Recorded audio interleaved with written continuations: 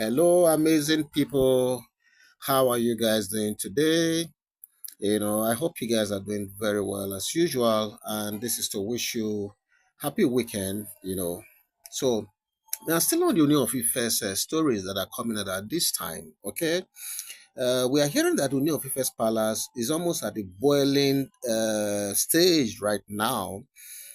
As Ooni of Ife wives have allegedly ganged up in protest against Ooni of Ife over the newly opened Ojaja mall that was opened a few days ago in Oshogbo.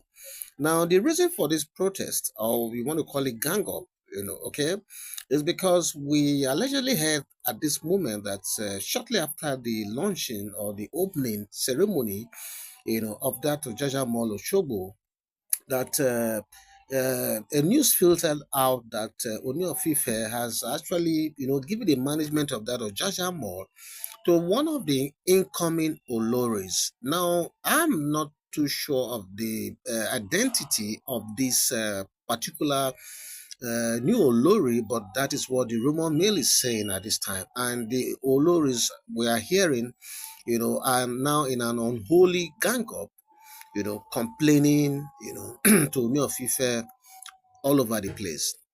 Okay, so shortly after the opening ceremony of the newly opened Ojaja Mall, Oshogbo branch, and the handing over of the management team to a rumored new Olori, tension was reported to have started building up in the palace to the chagrin of Kabiyesi. Of course, Kabiyesi being the serial entrepreneur and industrialist that he is, he's had a very successful opening ceremony, which brought in the who is who in and around Oshogbo. And that opening ceremony actually culminated to a very grand event. Those of you who saw the pictures and the videos will attest to this. Okay, however, the opening fanfare had hardly died down before an unprecedented, book of lamentations was opened by the galaxy of Oloris, without exception to any of them. Okay, maybe this is being too hard because, for what we gather, I think it's looking like is Dr. Elizabeth that is the only one among the galaxy of Oloris that are not really in this gang up from what we are hearing. So so this is not the first or second time we are hearing of purported unholy gang up by the Oloris. I'm sure those of you who are keen followers of the Ooni of Ife's palace, this will resonate with a lot of you. Okay, so however, leading the Book of Lamentations at this time was the irrepressible Olori Ronke, who fell short of questioning the rationale behind the choice of an incoming Olori for the management of the new mall. Okay, recall she was the same person who confronted Kabiyesi over the expensive perfume and birthday bash for Princess Peju the last time. Yeah, I'm sure a lot of you remember she actually did this. She almost accosted the Ooni of Ife at that time. Okay, and I think yours sincerely also did a story to report that incident. Okay, so she was said to have cried profusely to Kabiyesi, asking why he keeps exercising his whims and caprices to the detriment of Oloris who have always been there for him through thick and thin. She was said to have uh, uh, also said that her 100 million naira monthly contribution to the family purse is a big one, and does it not count for something? Wow. Wow, wow. So, as for this issue of Lori Ronke, one may want to feel empathetic, you know, because she actually brings in not less than 100 million every month to the family post through her direct businesses that has gone global over the years. Okay, but then again, I really don't have much to say about this. Okay, then it was also reported that Olori Toby equally frowned at the development, claiming she made Kabiyesi proud, by making him the first ever Ooni of Ife to be blessed with twins. She also queried if that should not count for something.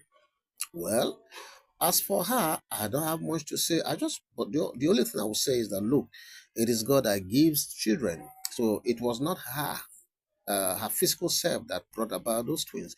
And moreover, the birthing of kids, I mean, is usually, I mean, a contribution between the man and the woman, not a single father or a mother. So she can't come here and say she gave Oni twins. It is not by her power. It is Almighty God that made that happen. Okay, so that our own query for me is neither here nor there, because I have never heard the kind of financial contribution that she brings to the palace. If you know of any financial contribution she's bringing to the table, please leave that in the comment section. I want to know. So even the embattled Olori Ashley, who was rumored to have barely escaped banishment few days ago, was not left out in the opening of the Book of Lamentations. Now, wow, this Book of Lamentation is increasing these days, shall. Now, wow. So she too said she's a daughter of the soil, and a princess who is also a mother of a prince. You recall that crown prince story, right? And everything, and how she barely escaped, you know, um, the banishment of recent. So I'm even surprised, pretty surprised that she's even opening her mouth to say anything at this time. I expected her to just, stay aloof and watch what is going on. Okay. So the report also mentioned Olori Miriam, Olori Temitope, etc., as part of those who also made their own Book of Lamentations known to Ooni Of Ife. So according to the story, Kabiyesi was alleged to have remained completely nonchalant while the lamentations went on and on. I trust my Kabiyesi Sha. He does what he does, and he doesn't really owe anyone explanations for some of his actions. Okay, he is the Onorisha, and he is the spiritual leader of the Yorubas. Nobody can question his decisions. Okay, you don't expect KBC to change his decision at this point, having made the announcement. I said it. You don't expect him to change his mind.